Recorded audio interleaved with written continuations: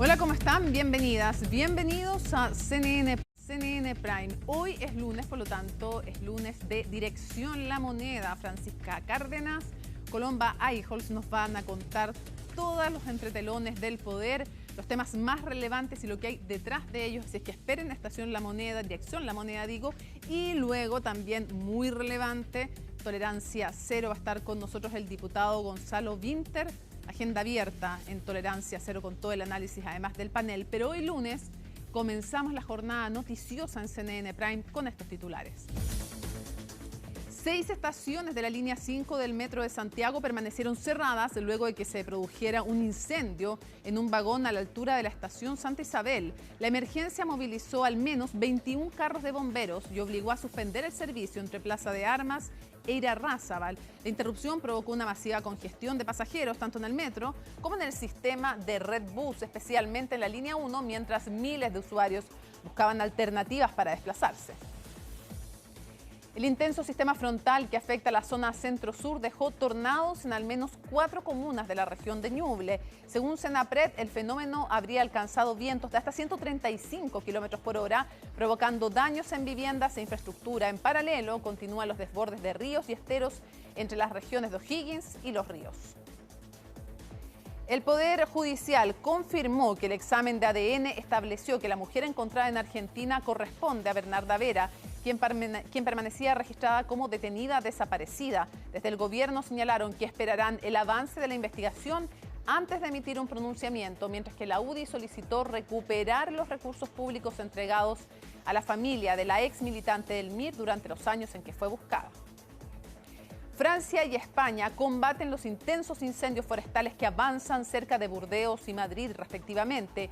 El presidente francés encabezó una reunión de emergencia para coordinar la respuesta, mientras que en España las autoridades informaron que solo en la Comunidad de Madrid ya se han visto afectadas más de 280 kilómetros cuadrados por el fuego. Todo esto y mucho más, aquí comienza CNN Prime.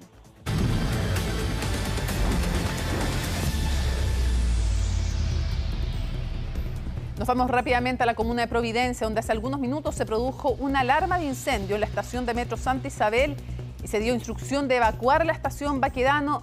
Macarena Poblete nos cuenta más. Macarena, te escuchamos.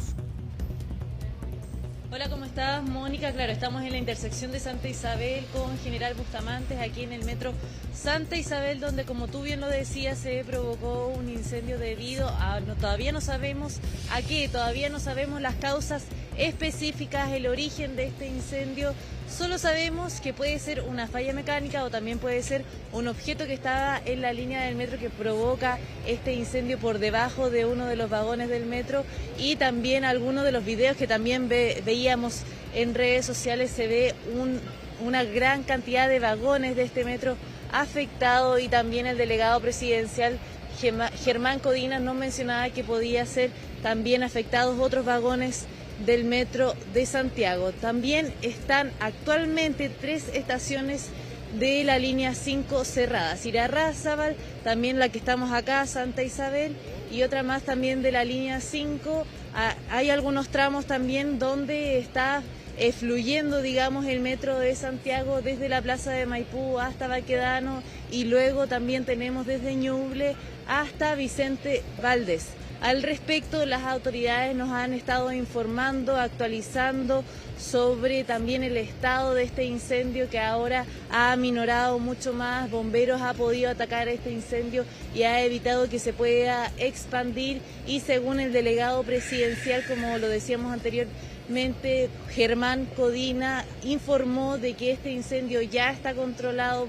Bomberos logró que finalmente se pueda evadir finalmente su expansión aquí en la línea del metro de Santiago, la línea 5, y también el metro de Santiago, a través de su gerenta operativa, indicó que se pudo evacuar a todas las personas que iban en este vagón, que no hubo lesionados, pero sí hubo 3 personas, funcionarios del metro de Santiago, que tuvieron algunos problemas respiratorios, que finalmente fueron asistidos por funcionarios de la salud aquí mismo. No hubo incluso necesidad de llevarlos a un recinto asistencial.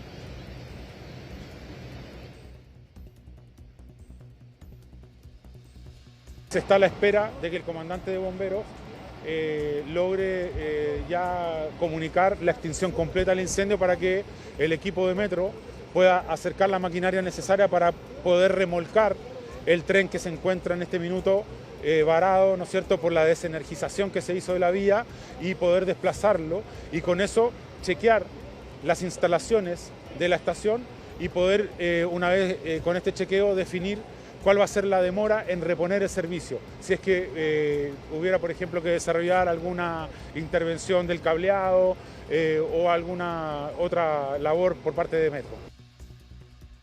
Nosotros activamos todos nuestros protocolos de seguridad, evacuando las estaciones, por las cuales no tenemos lesionados. En cuanto a clientes, sí tuvimos afectación a 3 personas de nuestros equipos, que son los que activaron el protocolo de evacuación de la estación, pero ellos se encuentran en buenas condiciones. Son afectaciones respiratorias, pero mínimas, por lo cual no fue necesario derivarlo a centros asistenciales, fue solo producto del humo tratando de evacuar a las personas de la estación. Pero efectivamente parte en un vagón de un tren que está estacionado en la estación mientras estamos en el tiempo de estacionamiento, en un tren operando en circulación, ante lo cual el conductor al cierre de puertas ve humo debajo de un coche y él activa el protocolo de evacuación de la estación, y después, en la medida que estábamos evacuando, se produce el fuego.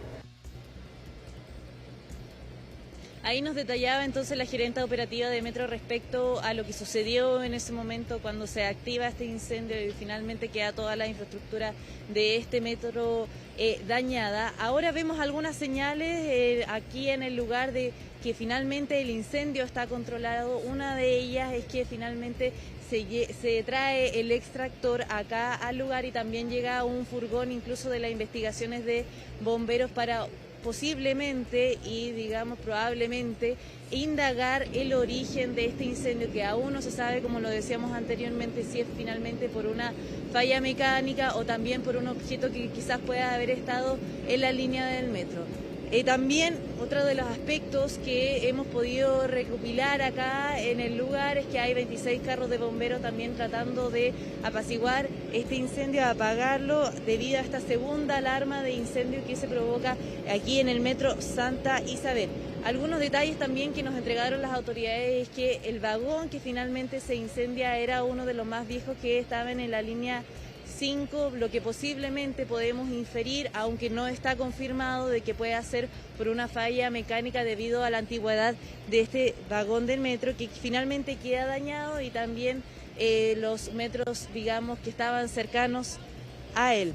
También pudimos conversar con bomberos, quien nos indicó también el plan de evacuación y también por qué habían venido ellos a este lugar, que finalmente comienzan esta evacuación en primer lugar y luego tratar de atacar este incendio para finalmente lo que van a seguramente hacer ahora, que es indagar los orígenes de este incendio. Se procedió a trabajar en la extinción, que afecta principalmente a un vagón completo, está comprometido completamente. Ese vagón ya se encuentra el fuego controlado, principalmente el fuego afectaba a los neumáticos portadores ahí de estos mismos vagones, de este mismo vagón puntualmente. Bombero está trabajando en la última parte de la extinción de este vagón y está trabajando también al mismo tiempo en la ventilación. Ya se está extrayendo el aire, el humo, con mangas de ventilación específica, y estamos trabajando en eso para prontamente ir avanzando en el control de esta emergencia. Una actualización también de las calles cortado el tránsito está aquí en la intersección de General Bustamante con Santa Isabel, también en Vicuña Maquena, pero también por lo que nos informaban carabineros que estaban, digamos, dirigiendo el tránsito aquí en el lugar para que no se provocaran atochamientos, es que en Bilbao, para poder bajar al lugar, no está permitido, está cortado el tránsito para que así pueda bomberos realizar el procedimiento con normalidad. También pudimos conversar con algunas personas del sector, algunos vecinos que también incluso a esos de las 5:30 sintieron incluso una explosión, por lo que nos comentaron, y también preocupados por la situación. Incluso en un momento el delegado presidencial nos dijo de que también se les había informado a los vecinos las precauciones que tenían que tener. A esta hora es cuando está en la hora PRIP de irse a su casa. y resulta de que complican las micros, porque ya las micros vienen repletas y cuesta tomarlas. Me enteré por mi familia, un grupo de la familia, y sí, claramente vengo desde Pudahuel. Tuve que tomar los recorridos micro, uso harto el metro, pero por suerte me informaron a tiempo y sí, el colapso en cuanto a la locomoción, el tránsito, bastante.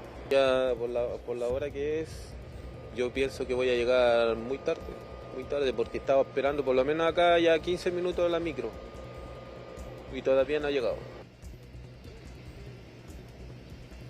Estos gases y humos calientes obviamente que preocuparon a las autoridades porque por supuesto que se podía expandir este incendio por los viaductos finalmente del metro de Santiago. Y bueno, repetimos la información, hay 3 estaciones de servicio actualmente cerradas. Está solamente disponible la línea 5 desde el Plaza de Maipú hasta Baquedano y luego de Ñuble hasta Vicente Valdés, porque finalmente todavía esto no termina. El humo, por supuesto, que está mucho más bajo y la calidad del aire en este lugar al menos es mucho más agradable que cuando nosotros llegamos, que era mucho más densa y el humo incluso se veía negro en su momento a eso de las 5:30 y 6 de la tarde. Macarena, muchísimas gracias por este completo informe. Informados también todos los ciudadanos y ciudadanas que nos ven a través de las pantallas de CNN Chile y las plataformas, gracias a ti y al equipo desplegado en terreno. Que estés muy bien. Buenas noches. Buenas noches. A meses de conocerse públicamente el caso, un peritaje de ADN confirmó que Bernarda Vera, registrada como detenida desaparecida en el informe RETIC, efectivamente sigue viva y se encuentra en Argentina. El hecho llevó nuevamente a críticas por el pago de una pensión de reparación a su hija, situación por la cual diputados de la UDI insistieron en que debe existir una investigación penal. La nota es de Juan Cristóbal Cható.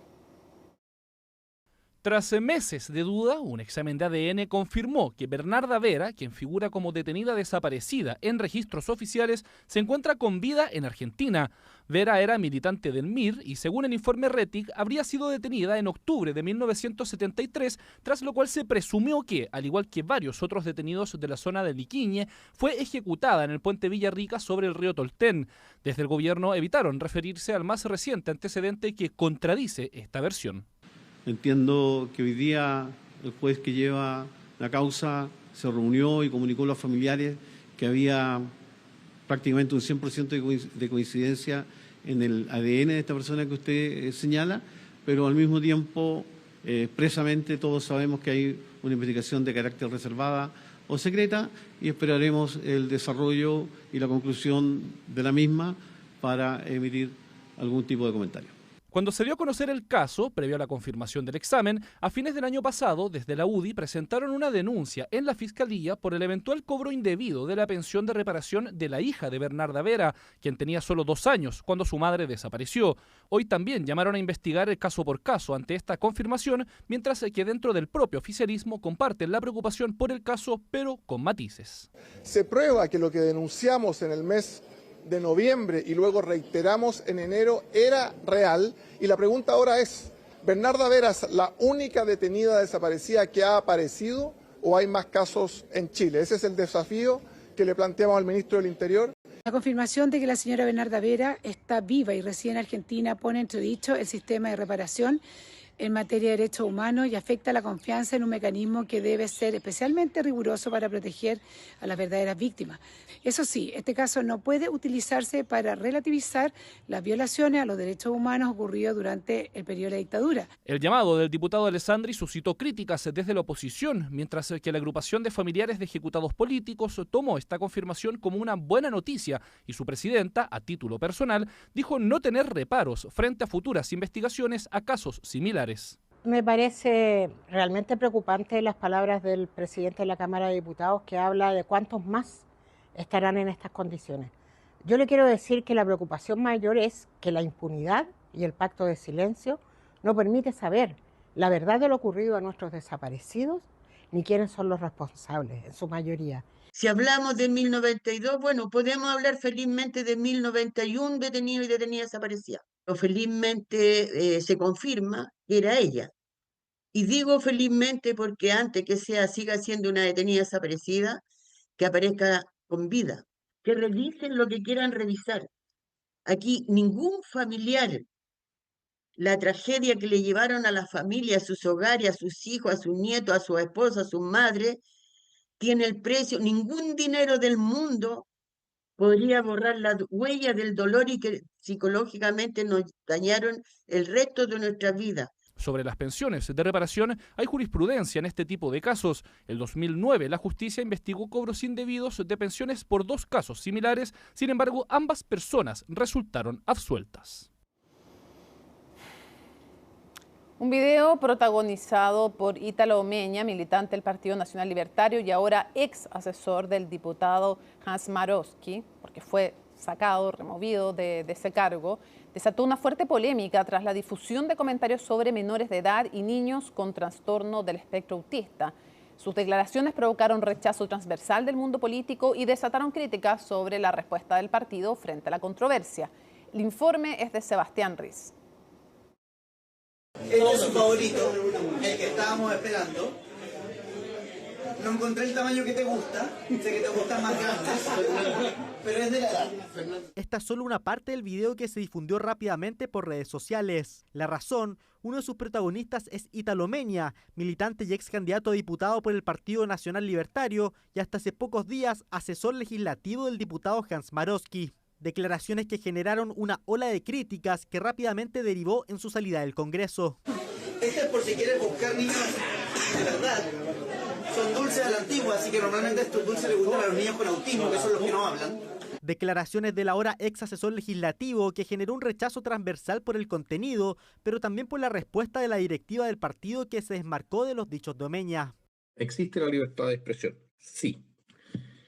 Existe también la responsabilidad de las personas que emiten ciertas declaraciones cuando están políticamente expuestas. Hay chistes malos, hay chistes inaceptables, hay chistes que se dan en contextos absolutamente inaceptables. Y aquí no estoy defendiendo a nadie tampoco. Aquí se han sacado las consecuencias de lo que corresponde. Nosotros como partido no nos hacemos cargo de declaraciones de ese calibre. Punto. Respuesta del ex candidato presidencial que, lejos de poner fin a la crisis, abrieron un nuevo flanco en el partido. Parlamentarios de distintos sectores acusaron una respuesta insuficiente y cuestionaron el estándar con que la colectividad enfrentó las declaraciones de uno de sus militantes. Me parece una vergüenza la declaración del Partido Nacional Libertario bajándole el perfil a la situación. Se trata de un hecho grave, más que haya sido en un contexto cotidiano. Simplemente no pueden estar dentro de las posibilidades de la opinión pública, ¿ya? Y no hay en esto disculpas de que se está haciendo un programa de humor, de que la libertad de expresión, para eso no hay libertad de expresión. Cuando se trata de niños con autismo, no puede haber espacio para dudas, ni relativizaciones, ni doble discursos. Este tipo de expresiones son inaceptables y deben ser condenadas. Polémica que también llegó al Ministerio Público. El senador independiente Karim Bianchi ofició al fiscal nacional Ángel Valencia para solicitar una investigación que determine si el contenido del video podría constituir un delito. Creo que es necesario que se investigue y oficiamos al fiscal nacional solicitando que el Ministerio Público investigue todos los hechos, identifique quiénes estuvieron ahí, los involucrados, y determine si existe alguna responsabilidad penal. Pero la controversia no terminó ahí. Con el paso de las horas comenzaron a viralizarse otros registros de la cofradía, podcast donde Ítalo Omeña participa como panelista y en donde este tipo de intervenciones son más que comunes. Tengo que decir que yo no me voy a referir a un menor de edad, así que le voy a preguntar al Feña. ¿Hay manjar? No, corta tu huevo. Yo hacía el orate... ¿O era menor de edad? Fui tocada sin mi consentimiento. Perdona. Es que antes de que empiece esto, yo ya veo el comentario de Johannes en Twitter. Dichos que también han generado el rechazo en la Federación Nacional de Autismo, quienes también exigieron que se hagan valer las responsabilidades.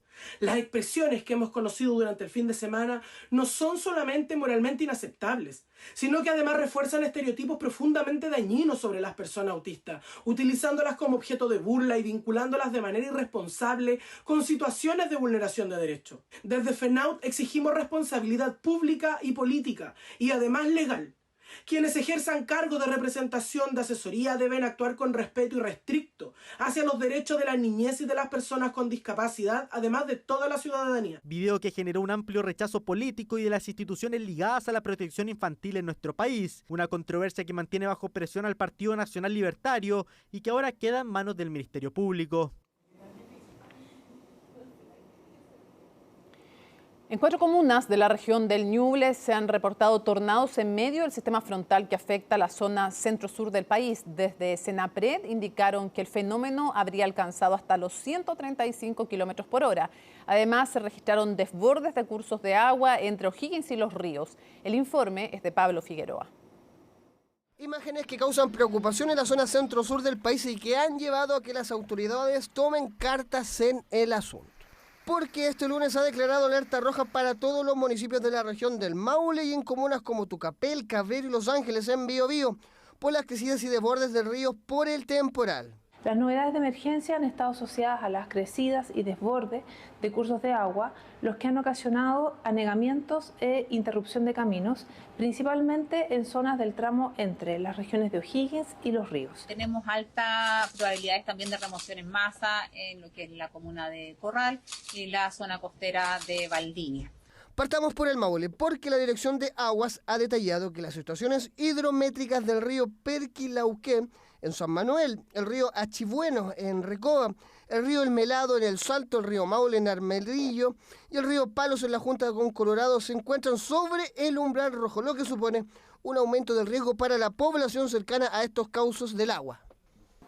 Hemos tenido bastante precipitación entre el viernes y el día domingo y la madrugada de hoy en la alta cordillera, con condiciones más altas, se ha derretido nieve, lo que ha aumentado los caudales de los ríos. Hemos tenido afectaciones en esteros, en ríos, donde afortunadamente todavía no tenemos afectación a estructuras críticas. Y si seguimos un poco más al sur, en Ñuble apareció un tornado. Sí, así es. Estas imágenes de las 13:30 de este día lunes lo demuestran.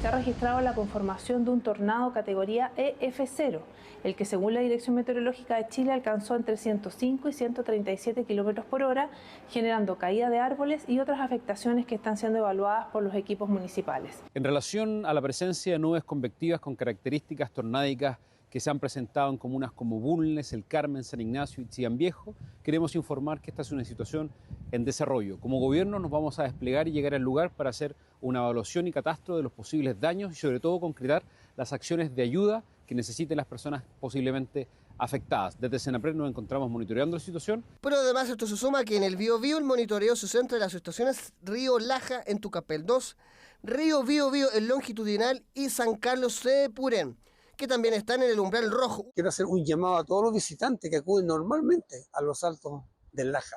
Hoy día el río ha crecido bastante, es por ello que nuevamente llamo, ¿cierto?, a la precaución, a no acercarse al río porque la crecida que viene y la que está es preocupante. Y con este panorama poco auspicioso, ¿qué nos dicen los reportes meteorológicos para lo que queda de una semana que ya está complicada en su primer día?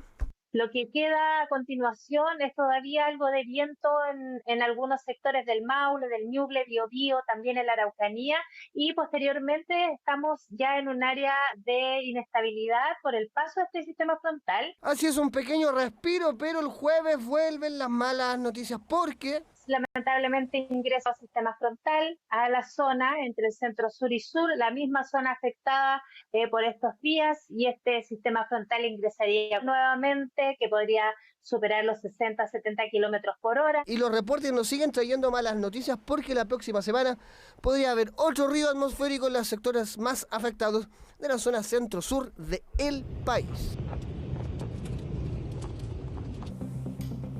Bueno, estamos listas para Dirección La Moneda nuestro día lunes y por eso nos acompañan aquí en el estudio Francisca Cárdenas, Colomba Eichholz. Gracias por estar nuevamente acá en el estudio de CNN Prime. ¿Cómo están? Muy buenas noches, muy bien. No nos veíamos hace rato, ¿no? Hace rato, porque usted está de repente nomás de visita en Chile, entonces por eso no, pero por la emergencia climática. Ah, eso también. Es verdad, eso es verdad. Eso nos había tenido en pausa porque habían otros temas muy relevantes y urgentes. Vamos a comenzar entonces, ya hemos dado cuenta de otros temas de la agenda noticiosa, pero queremos cubrir otros más con ustedes. Colomba, hay una reforma presentada, una reforma constitucional presentada por el presidente de la República, José Antonio Kast, respecto a inhabilitar a funcionarios públicos que sean consumidores de drogas, que den positivo un test de drogas. Sí, esto, muy buenas noches, parte justamente por lo que conocimos el día jueves de la semana pasada, cuando se le pide la renuncia al entonces subsecretario de Hacienda, Juan Pablo Rodríguez, por haber dado positivo en un test de droga. Esto, y todavía a la espera de la contramuestra que decía el ex subsecretario de Hacienda va a hacer pública para, obviamente, ¿no es cierto?, defender su postura, que no es un consumidor de sustancias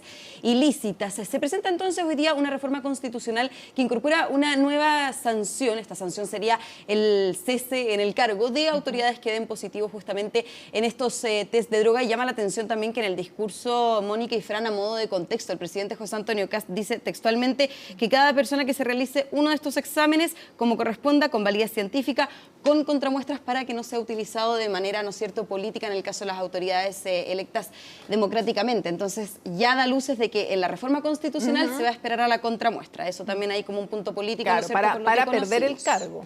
Van a perder el cargo, efectivamente. Claro. ¿Y quiénes van a perder el cargo si es que este examen toxicológico resulta positivo? Los ministros, los subsecretarios, los senadores, diputados que no están incluidos en normas transitorias actuales como la ley de reajuste del sector público. Ya, esperemos ahí un poco, porque hay que explicar que hoy día, ¿por qué fue necesario desde la perspectiva del gobierno, una reforma constitucional? Porque hoy día no existe una ley, por ejemplo, en el caso de los parlamentarios. Hay muchos y una ley permanente en el Congreso, de hecho, eso, dando vuelta, que no llegan nunca que no han llegado a puerto. Y son normas transitorias. Hoy día hacían alusión desde el gobierno a lo que es la ley de reajuste del sector público, que en el artículo 110, ¿no es cierto?, establece de manera obligatoria que ciertas autoridades se realicen este test de droga. El resultado tiene que ser público. También se había establecido la ley de presupuestos, en donde incluía, por ejemplo, al presidente de la República y a sus ministros, pero todas estas normas son transitorias. El reajuste del sector público, presupuesto, lo discutimos todos los años. Pero además...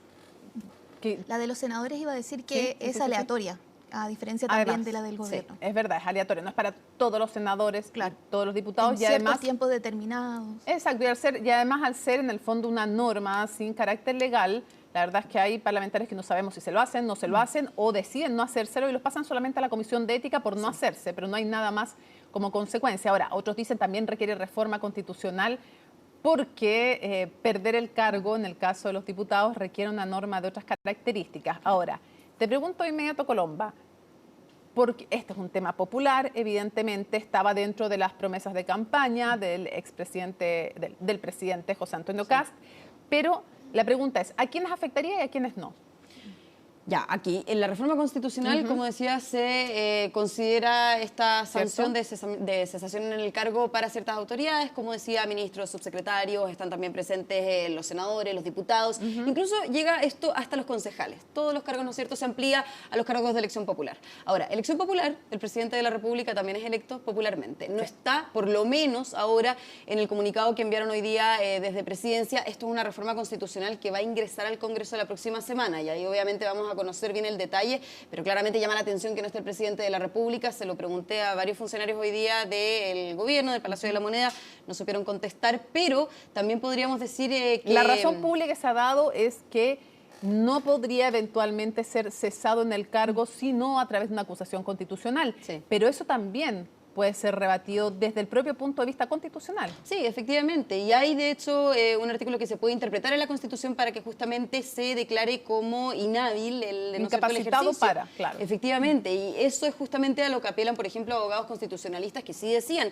esto constitucionalmente se puede hacer en el caso del presidente de la República, se puede hacer en el caso de los jueces, que tampoco están incluidos en la reforma constitucional. Ahora, uno de los jueces podría decir, aquí apuntaron solo a los electos popularmente. Sí. Ok, está bien, uno podría decir eso, pero si hubieran querido podrían haberlo hecho, digamos. Claro, pero dicen también, por ejemplo, yo se lo preguntaba a abogados constitucionalistas porque en el gobierno no he tenido respuesta de por qué no se incluyó en este caso a los jueces de la reforma constitucional, y puede ser quizás un gesto de deferencia con el Poder Judicial porque justamente no van a tramitar esta reforma constitucional, si lo van a hacer, por ejemplo, los parlamentarios, los senadores y los diputados. Eso podría ser una idea, me decían los abogados. Los diputados y senadores, se me viene a la mente, Mónica, Colomba, el caso, ¿se acuerdan del diputado Nelson Venega, del Partido Socialista, que además era presidente de la Comisión de Ética, tuvo que renunciar en su minuto porque dio positivo a metanfetamina y que después él justificó médicamente que consumía Sentis? Claro, ha habido tema, ha sido un tema en el pasado, ustedes son muy jóvenes, pero en el pasado cuando se hicieron acusaciones de que había consumo de drogas en el Parlamento. Este fue un tremendo tema. Ahora se llega entonces a una reforma constitucional, o sea, se eleva además el carácter de la iniciativa, ya ni siquiera es una norma en trámite, tampoco es una ley, sino que es básicamente, bueno, la ley de presupuesto también es ley, pero de nuevo se renueva cada año, por lo tanto no está garantizado. Ahora, también es interesante Y no se saber, quiso entonces poner al presidente de la República. No se quiso poner al presidente de la República, pero Ni a también los va a ser jueces. interesante no solamente ver si es que finalmente en el ingreso de la reforma constitucional se incluya al presidente de la República o no, sino también interesante va a ser ver justamente en qué momento se le pide la cesación del cargo a estas autoridades. ¿Por qué? Justamente por lo que recordaba la semana pasada el subsecretario de Hacienda, Juan Pablo Rodríguez, porque en su caso no se esperó el resultado de la contramuestra. Lo que pasa es que no había todavía una política. Bueno, no había una política, de sanción de cesación, efectivamente. No hay una norma Y ni fue un constitucional criterio, ni legal. Claro, y fue un criterio solicitarle la renuncia. Claro, un criterio que todavía no había sido establecido porque es el primer caso en que da positivo de los subsecretarios y de los ministros. Sí. Ahora, este y otros temas en general requieren criterio. El problema es que los criterios a veces generales no funcionan. Por ejemplo, en la administración pasada, ¿se acuerdan que el criterio era el criterio llamado criterio TOA? Formalizado, se va. Ricardo Yañez. Claro, por ejemplo. Incluso ahí Luis Cordero en Tolerancia Cero pidió que fuera antes incluso la formalización. Pero con el caso Monsalves era insostenible que siguiera en su cargo quien era jefe o tenía ascendencia sobre las policías que lo iban a investigar, y porque ya el puro hecho de haber reconocido, haber invitado a una subordinada, terminó convenciendo al gobierno que tenía que pedirle la renuncia. Ellos dicen por convicción propia, desde la entonces oposición dicen, bueno, cuando se publicó y se hizo público en los medios de comunicación. Bueno, eso también puede ser otro tema, ¿no es cierto? Que también se puede prestar para especulación si es que se iban a hacer públicos los resultados del examen de droga del caso de Juan Pablo Rodríguez, y quizás eso presionó al gobierno a que no esperara la contramuestra, justamente por las críticas que podían venir de la oposición, por cómo actuó el oficialismo, entonces oposición, en el caso del ex subsecretario Manuel Monsalve. Ya, vamos a ese tema, el de subsecretario Rodríguez, pero tú querías aportar algo, Francisca. Sí, quería plantear como que también hay diferencias con respecto a uno de los proyectos que está en el Senado, en la Comisión de Gobierno, que plantea que los senadores y diputados pueden justificar el resultado médicamente, digamos. También podría haber diferencias con la del gobierno. Claro, Sí, lo que eso pasa es es un que yo creo que ese va a ser un tema de análisis respecto de cómo se implementa esta reforma constitucional y si en el Parlamento se le hace alguna modificación al respecto, porque una cosa es el consumo de sustancias ilícitas, pero cuando es médico tú puedes arguir que no es un consumo ilícito porque hay un respaldo médico. Entonces, está ahí el tema, y lo otro, yendo al del subsecretario, también se ha dicho, podría haberse pedido tómate unos días libres y que sea transparente públicamente. El subsecretario ha hecho uso de unos días administrativos mientras se hace una contramuestra porque el primer resultado dio positivo. Claro, porque se hablaba también de la posibilidad de una suspensión. Yo lo hablaba, de hecho, con nuestra colega, con José Miguel Mardones. ¿Por qué no se toma esa decisión? Bueno, porque se necesitaba un sumario administrativo en el caso de suspenderlo no podían. No se puede, efectivamente. Pero sí podían días administrativos, pero claro, quizás el exigía costo político, políticamente, pero el costo claro, político habría podía sido ser alto, mejor. porque también esto, recordemos, ha sido iniciativa, como bien lo decía Fran, no solamente en el Congreso, sino también durante la campaña del presidente José Antonio Kast, que incluso ya había considerado la posibilidad de poder ampliar el número de autoridades que se realicen obligatoriamente. ¿La contramuestra la contramuestra sí, de hecho, está esperando los resultados de la contramuestra. A mí, claro, los cercanos a mí del ex subsecretario de Hacienda me dicen que efectivamente él se realizó la contramuestra, hasta la espera de esos resultados. Me dijeron que él los va a hacer públicos, justamente, obviamente, ¿Va a medir varios meses para atrás? Es que no, la contramuestra en el fondo mide los 90 días para atrás, al igual que la primera muestra que sale positivo. Y luego además él se hizo otros exámenes. Claro, en otros laboratorios. porque la contramuestra queda guardada. Claro. La contramuestra del primer examen queda guardada, pero él se hizo más exámenes. En otro laboratorio. A mí, cercanos al ex subsecretario, me dicen que se hizo más exámenes, y de hecho esos van a arrojar resultados que vienen desde 3-5 meses aproximadamente hacia atrás, desde la fecha en donde él se realizó. ¿Qué pasa si son examen en la contramuestra de esos otros exámenes? Bueno, en ese caso él podría, ¿no es cierto?, eventualmente tomar acciones legales. Es algo que a mí me dicen no se ha considerado, no se ha pensado. No, pero yo digo, ¿qué pasa si la contramuestra da uno y los otros eso podría explicar, otra? por ejemplo, un resultado contaminado, un error en el primer resultado. Ya, pero va a estar complicado ahí. Sí. ¿Qué va a pesar en el gobierno en esta posibilidad de reincorporarlo? ¿La contramuestra Y no lo van a reincorporar en el mismo cargo, además. No, pero va a pesar eso o el examen que se hizo él independientemente. Iban a considerar todos, por lo menos hoy día me decían parlamentarios y también voces del gobierno. Ya, lo último, solamente para cerrar, la oposición está de acuerdo para pasar a Francisca. Está de acuerdo, pero es interesante también aquí cómo se va a centrar la discusión, no solamente en el test de drogas, sino también en el levantamiento del secreto bancario. Mónica, que recordemos fue lo único que pendiente que quedó del proyecto que crea el subsistema de inteligencia. De hecho, todavía está a la espera de que se conforme la comisión mixta para ver si se aprueba o no el la levantamiento flexibilización del secreto bancario solo para la unidad de análisis financiero, no es ni para la Fiscalía ni para el Servicio de Impuestos Internos. Nos vamos a una elección en la oposición, la elección interna del Frente Amplio. ¿Por qué es importante esto también, Porque el partido del expresidente Gabriel Boric, el más grande, claro, el más número grande, de militantes. Hay dos almas en la como oposición. En todos los partidos. En la oposición. En la oposición, sí, ya, para que no se enojen desde el oficialismo. Hay que aclarar eso. Sí, no, porque digan, no, nosotros tenemos más. Hay una lista además que estaría respaldando. Eso, veamos,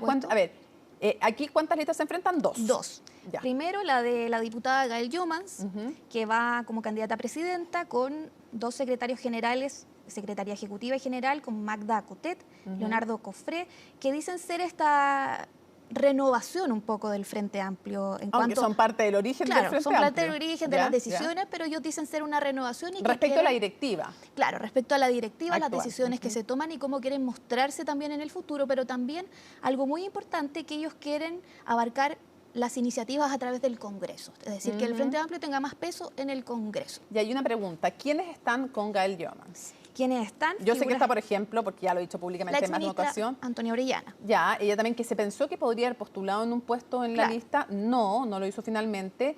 Diego Ibáñez, claramente el senador. Los parlamentarios en general. Parlamentario, que también ha sido parte de decisiones, fue presidente además de distintos partidos, los que eran, de un partido, claro. Sí, del Frente Amplio. Y, porque recordemos que el Frente Amplio es una reunión de varios partidos. Convergencia Social. Convergencia Social. Sí. Y bueno, la diputada Erika Ñanco, Valeria Cárcamo, y la otra lista es la que va a la reelección de Constanza Martínez, ya la conocemos, fue delegada presidencial. Ahí hay más parlamentarios bien conocidos, también está el exministro Giorgio Jackson, Gonzalo Vinter. Va a estar hoy día con nosotros en Tolerancia Cero. Constanza Schoenhardt, Ignacio Aturra y también el ex jefe de gabinete del expresidente Gabriel Boric, Carlos Durán.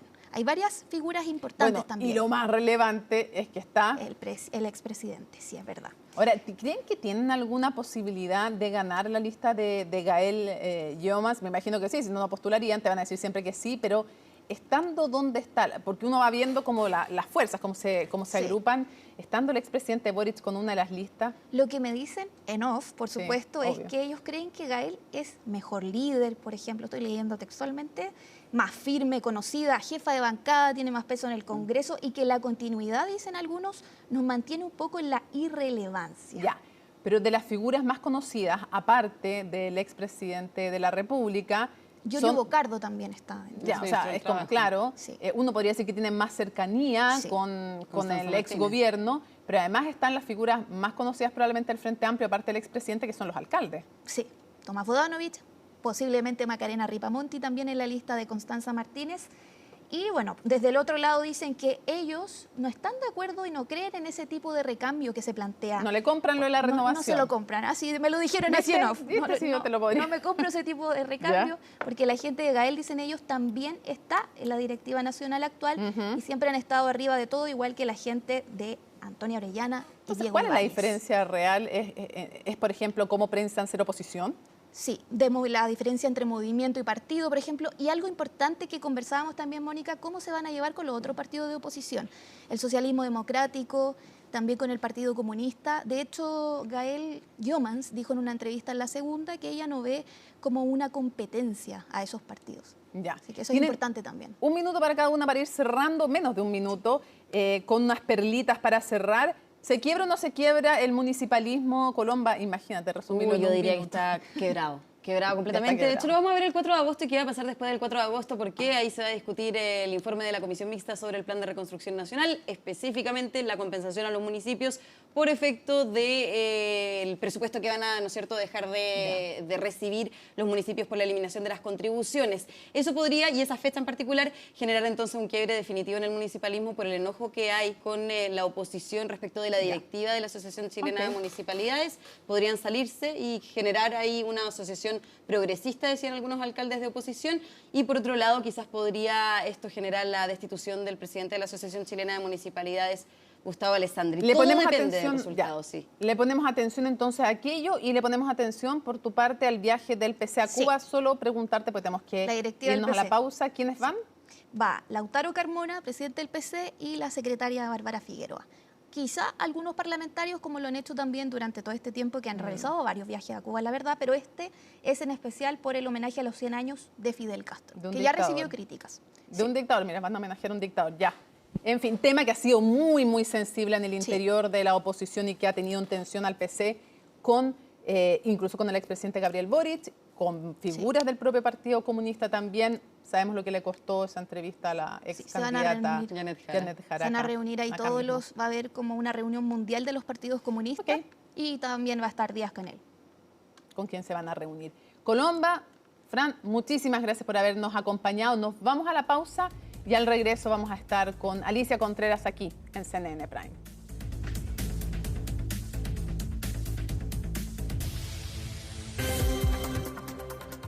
Volvemos rápidamente con Alicia Contreras y toda la actualidad internacional. Alicia.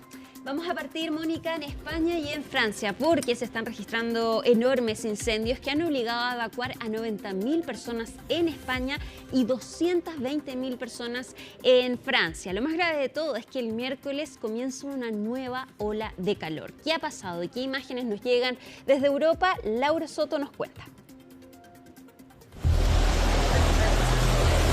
Sal de ahí, sal de ahí, sal de ahí, sal de ahí, sal de ahí.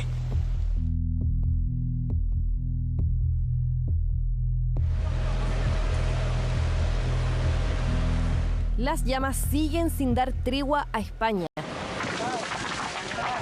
En medio de la sequía, el calor extremo y fuertes vientos, los equipos de extinción han tenido que lidiar en las últimas semanas con la aparición de un incendio tras otro en distintos puntos del país.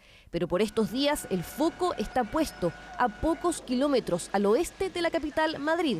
Ahí las autoridades españolas combaten el incendio más grande que hayan registrado en su historia reciente.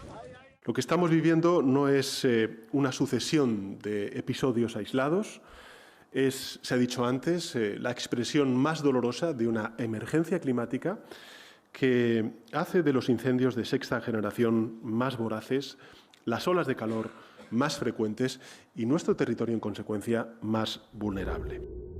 El siniestro que rompe récords es el de Burgondo, en la provincia de Ávila, con más de 50.000 hectáreas quemadas desde su aparición el miércoles pasado. A su lado está el de la Sierra Oeste de Madrid, que incluye varios focos originados la semana pasada, con más de 28.000 hectáreas consumidas. Los equipos de extinción han trabajado para evitar la fusión de estos dos grandes incendios. Pues las labores de extinción se están viendo más complicadas porque las temperaturas siguen siendo muy elevadas, la carga de combustible sigue siendo muy elevada. Hoy y mañana son unos días absolutamente centrales, lo digo porque a partir del miércoles las prevenciones climatológicas son realmente negativas desde el punto de vista de poder actuar contra el fuego. Solo en las provincias de Madrid, Ávila y Toledo, más de 90.000 personas se han visto afectadas por órdenes de evacuación o confinamiento. Las autoridades también prestan atención a Castellón, provincia al este del país visitada por Pedro Sánchez este lunes. Ahí, un incendio originado el sábado ya deja más de 8.000 hectáreas calcinadas. El sábado por la noche toda esta ladera era impresionante. La zona que hay aparte de allá, de las casas, el fuego, unas llamas de 15-20 metros, eso era una barbaridad. En Francia la emergencia es similar. Distintos focos afectan particularmente al sur del país, pero el más grave de ellos es el incendio de Gironda, que amenaza a la ciudad de Burdeos y ya ha consumido más de 40.000 hectáreas. El presidente Macron se trasladó hasta la región para monitorear la situación. Debemos comprender que nos enfrentamos a un incendio forestal sin precedentes. La situación actual es la más grave que jamás hayamos registrado, la más dura desde la Segunda Guerra Mundial. El incendio ha provocado la evacuación de más de 220.000 personas y si bien durante la jornada de este lunes no se propagó, la alerta continúa ante el aumento de las temperaturas que se pronostica para esta semana. Sí, tengo un poco de miedo porque cuando vemos la velocidad con la que se propaga y cuando vemos todos los daños que puede causar, tenemos miedo de que llegue a la ciudad. Para nosotros no es algo que nos preocupe demasiado. Como pueden ver, hoy prácticamente no hay humo. Dicho esto, la situación sigue siendo preocupante debido a la magnitud de los daños causados. Se espera que los termómetros superen los 40 grados Celsius en partes de Francia, España y Portugal, en lo que será la cuarta ola de calor que afecta a Europa desde mayo, un fenómeno que complicará aún más la labor de contención de las llamas. Vamos rápidamente a Perú porque mañana se va a realizar el cambio de mando, va a asumir Keiko Fujimori para el periodo 2026-2031 y ya están llegando los líderes internacionales para asistir entonces a esta ceremonia. Ya está ahí, ustedes van a ver ahora en pantalla, llegó el rey Felipe de España, también llegó el presidente de Panamá, José Raúl Molino, y próximamente debería llegar el presidente de nuestro país, José Antonio Kast. De los mandatarios de nuestra región que confirmaron su asistencia está Javier Milei de Argentina, Rodrigo Paz de Bolivia, Daniel Noboa de Ecuador, Nasri Asfura de Honduras y Santiago Peña de Paraguay, al igual que Yamandu Orsi de Uruguay, todos alineados entonces con Keiko Fujimori, excepto por supuesto el presidente de Uruguay. El presidente de Brasil, Luis Ignacio Lula da Silva, no va a asistir supuestamente por problemas en su agenda. Es cierto que se está preparando para las elecciones de octubre en su país, pero claro, los mandatarios entonces que no son afines a Keiko Fujimori como Lula da Silva o Claudia Sheinbaum no asistirán entonces a este cambio de mando, si van a enviar entonces a sus delegaciones. Es un cambio importante para Perú. Después de 4 intentos, Keiko Fujimori logra entonces llegar a la presidencia de este país. Hay que ver si es que efectivamente logra terminar su mandato, pero a diferencia de los líderes anteriores, ella tiene un Congreso también a su favor, liderado entonces por el partido Fuerza Popular, por lo que se espera que debería poder completar su mandato. Mañana a las 11 de la mañana entonces es el cambio de mando, mediodía para nosotros, donde reiteramos va a estar presente entonces el presidente de nuestro país, José Antonio Kast, y vamos a analizar en Conexión Global Prime el miércoles a las 10 de la noche. Mónica. Me parece estupendo. Mandataria con quien tuvimos una entrevista, la única que dio en Chile cuando vino al cambio de mando. ¿Y tú sabes qué nos dijo? Que apoya a Michelle Bachelet. Y que le gustaría que José Antonio Kast lo hiciera. Bueno, no lo hizo. Lo dijo en ese momento, no creo que lo repita ahora, o sí, como presidenta electa. Vamos a ver. Vamos a ver. Muchas gracias, Alicia, por toda la información.